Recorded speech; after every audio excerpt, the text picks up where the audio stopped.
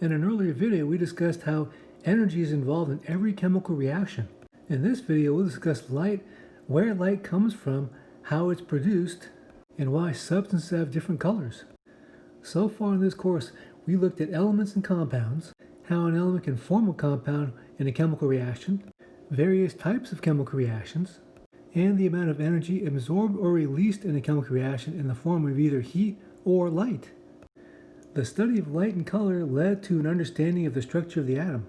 We know that atoms contain electrons. The important ones are the valence electrons because those electrons are responsible for bonding. When atoms bond together to form a molecule, we can look at the molecular structure. Based on structure, we can determine the shape of a molecule, and then based on shape, we can understand and predict properties of a substance such as polarity, solubility, and boiling point. We will look at these ideas from now to the end of the course. Fiat lux, let there be light, is the motto at the University of California, Berkeley. Light is electromagnetic radiation and transmit energy by waves. Stop the video and figure out 3 properties of light. And the answers are, this equation relates energy to these properties. Let's look at some properties of a wave. Compare waves A and B, stop the video and answer these 3 questions. And the answers are, frequency is the number of waves that passes a point in a certain period of time. Frequency and wavelength are inversely proportional. Wave B has the higher energy based on this equation. That red supermarket scanner emits 656 nanometer red light. That comes from a helium neon laser. So stop the video and use the energy equation to do this calculation. And the answer is, when you use the energy equation, make sure wavelength is in meters. Note that visible light is a very narrow slice of the electromagnetic spectrum. Note that the wavelength of radio wave is about the size of a house, and X-rays are about the size of a water molecule. Microwaves are lower in energy than visible light, but ultraviolet light is higher. Energy and wavelength are inverse proportional, but energy and frequency are directly proportional. And you are a source of infrared radiation. Now our body is a good detector of electromagnetic radiation. Stop the video and figure out which body part detects what type of electromagnetic radiation. And the answer is, you have a radiation detector in your phone. A charge-coupled device is used in the camera. Luckily for us, the universe is expanding, so would astronomers observe a red shift or a blue shift? Stop the video and answer that question. And the answer is, the type of radiation a substance is exposed to affects the substance differently. Microwaves cause certain molecules to rotate or spin. Infrared radiation will cause bonds in molecules to either stretch or bend. Higher energy radiation, such as visible light or ultraviolet light, will cause those bonds to stretch far enough that they'll break. Stop the video and answer this question. And the answer is, we know light is electromagnetic radiation, but how is light produced? Stop the video and do the best you can at filling in these blanks. And the answers are, note that this energy difference corresponds to the wavelength of light produced.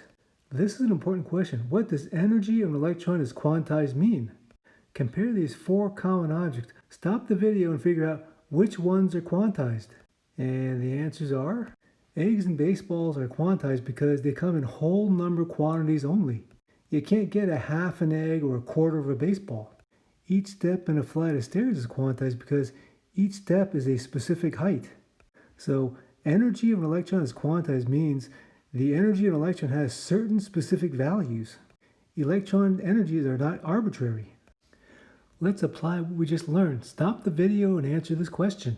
And the answer is, neon absorbs the right amount of energy so that an electron undergoes a transition from a lower energy state to a higher energy state. That energy comes from the electricity connected to the neon gas discharge tube.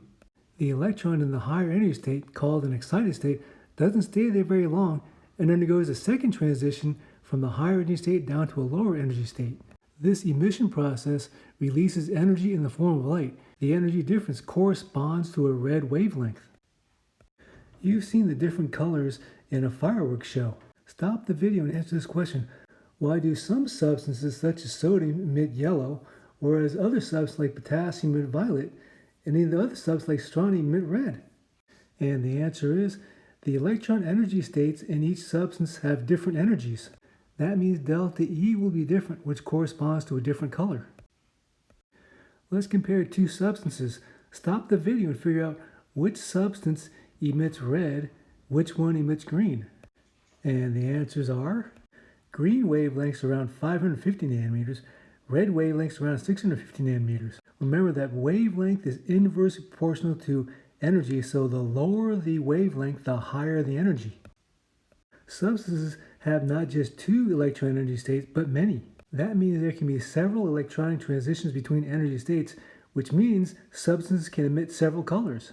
A specific substance always emits the same colors or wavelengths. So an emission spectrum is like a fingerprint and can be used to identify substances.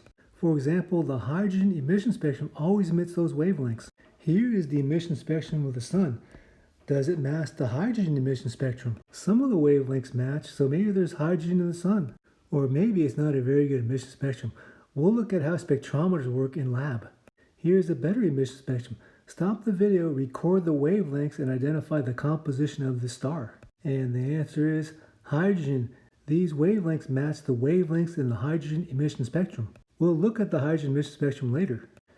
An emission spectrum gives us information about the electronic structure or energy level diagram of a substance. This energy level diagram produces that emission spectrum. How does it work? Each emission process produces one line. Stop the video, identify the other possible emission processes and the line it produces in the emission spectrum. And the answers are: in general, a scientist will measure the emission spectrum of a substance and then try to figure out the electronic structure or energy level diagram of the substance. Stop the video and draw an energy level diagram that fits this emission spectrum. And the answer is, here are the emission processes. Let's go back to the hydrogen emission spectrum. The famous scientist Niels Bohr developed a model to predict the wavelength emitted by the hydrogen atom. Stop the video and review Bohr's two postulates. Note that the energy of an electron can only have these specific values, and the electron energies are negative. Stop the video again and answer these two questions. And the answers are, for the n equals 1 energy state, for the n equals 2 to n equals 1 transition, so the 2 to 1 transition emits 122 nanometer ultraviolet light. This picture shows the electron energy states of the hydrogen atom. Note the transitions that produce visible light.